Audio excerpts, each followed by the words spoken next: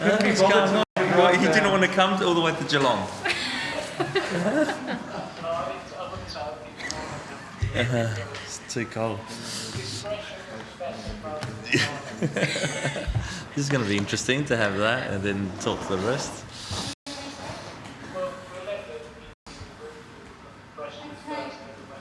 We're ready to start. We'll get started now. So, whenever you're ready, guys. Well, John, commiserations on the result. Obviously, the result itself disappointing. How did you see the game as a whole as well, though?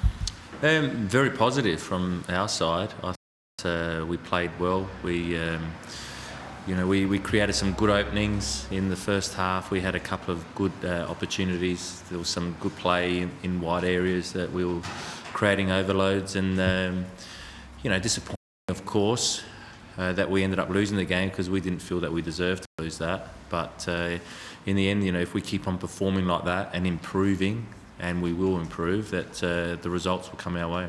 Well, I mean, that Diamante penalty shout at the end was probably the talking point. How did you see it? Difficult from where I was. You can see the way that Diamante beat him, and the defender turns his back and leaves his legs out. All I can say is that Diamante and the players around him were adamant it was a penalty.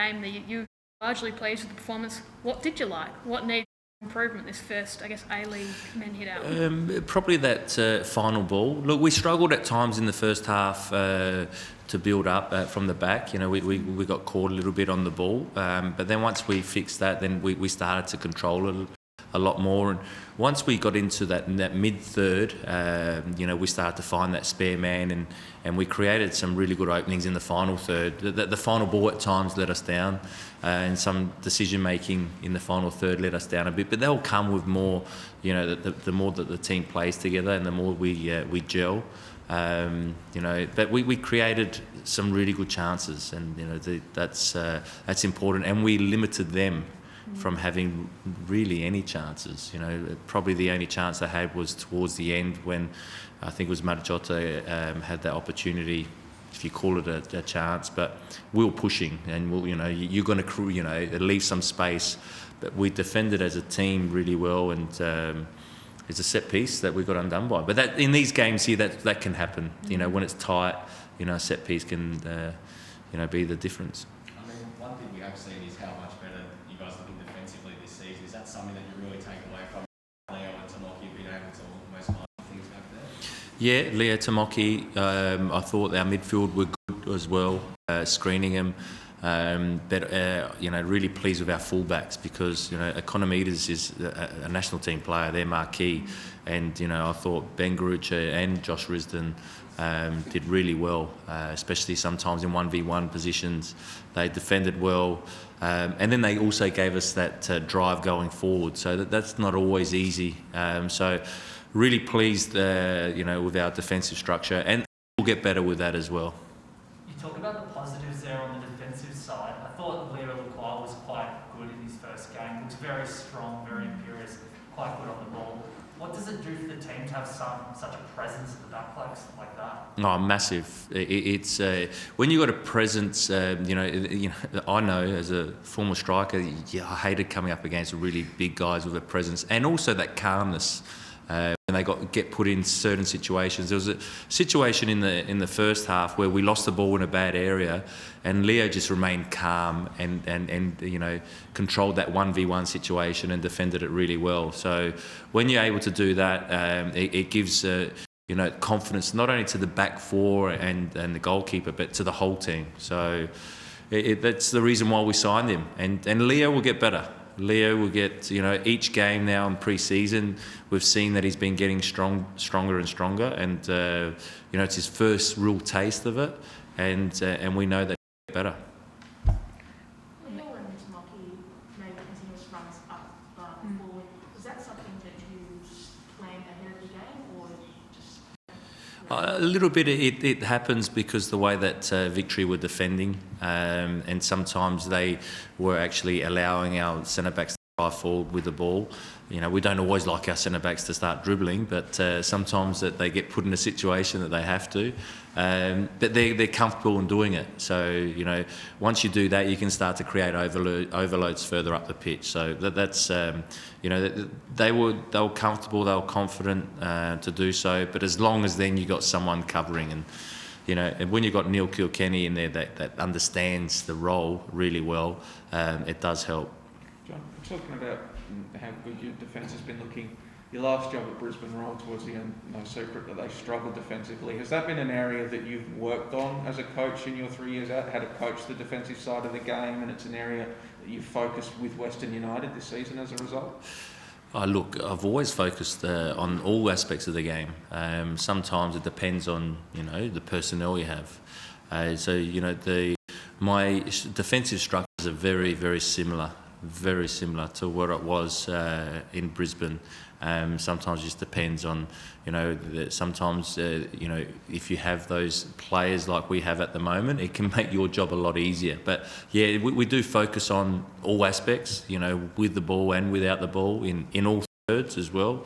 I thought we've had a back four, but I thought our front line in the second half was pressing Victory really well. And 38-year-old pressing and doing that work, shows that the team structure was good, and we made it difficult for them to play through us. Did you enjoy being back in the hot seat? I know you had the FFA Cup playoff, obviously, but first A-League game in several years. I know obviously the result didn't go your way, but how was the return? I'll be honest with you, I hate losing. So I didn't enjoy that bit at all. I can tell you now, it's still burning me inside. I'm putting on a brave face here. But I enjoyed that's part of football. You have your ups and downs, and results don't go your way. Situations in a game don't go your way. I enjoy the day-to-day because you're working on things, and then to see the boys actually try and implement that in a game, that's satisfying. I believe that the results will come when you keep on improving, and that's what we're looking to do: improve every day and each game. So yes, I did enjoy it, but I don't enjoy losing. Prijovic coming off the bench again tonight, was he close to starting? Is he slowly reaching that point where you can consider him for a start? Yeah, his fitness is getting a bit better. He knows he needs to work more to get it to a level. But I can tell you now, you think that I hate it. He was livid after the game that he missed that chance. And it wasn't an easy one, but he normally puts them away. He's a killer in the box, and he was not happy after the game. So that's a good sign, because that means that we've got a hungry striker that wants to score goals and wants to win.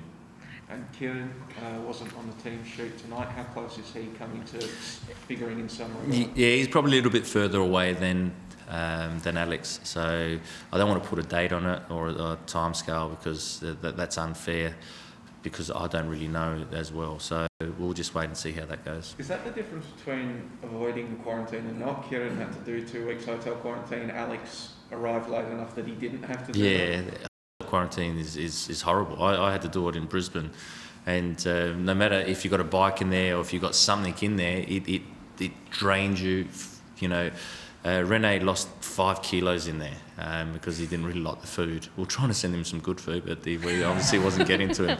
But it is hard. And so with Alex, he only spent 7 days. So you're right, it does play a bit of a part. Is that 5 kilos and loss? You're saying he lost 5 kilos? Yeah. In good condition. Yeah. Good weight. Yeah, good weight. I hope so. It's not that. It's not good weight. That's horrible weight. Michael, any questions from you? Well, I was actually going to ask about the other actually, and but I think you probably answered that, John. I mean, it does look as if he will be a commanding presence for you throughout the season. And in tandem with that, you'll switch to a back four. This team's played 3 at the back for most of the time with Mark Green. Was that because of the personnel, or is it just because that's the way you play? Look, when I first signed here, I had a look at the personnel and the players that I thought we needed, and I believe that with that, the 4 at the back was a better way for us, and so, you know, we worked a lot on it and a lot, you know, of work in pre-season to change the system, because the players that were here obviously were used to playing 3 at the back because they had spent 2 years doing that. But you know, they're picking it up quite quickly, and we've got fullbacks that can get up and back as well. So you know, even though we're not playing, you know, with wing backs, they virtually act like wing backs, the way they can get forward and get back and defend. Thank you. Anything else? Yeah, hi John. Tonight's game was the FFA Cup against Newcastle. Prijovic replaced Wenzelhorst on both occasions. Is there room for both of them in the starting 11? There will be. There definitely will be. Look, there's a lot of games to play. I was happy with Dylan Wenzelhorst again tonight. I thought he was causing a lot of problems, and you know, sometimes you'll make changes because you know you see the way the game is going. But I thought his movement was good. You know, if Ben Garuccio probably saw him in the box, he might have been able to get a tap in.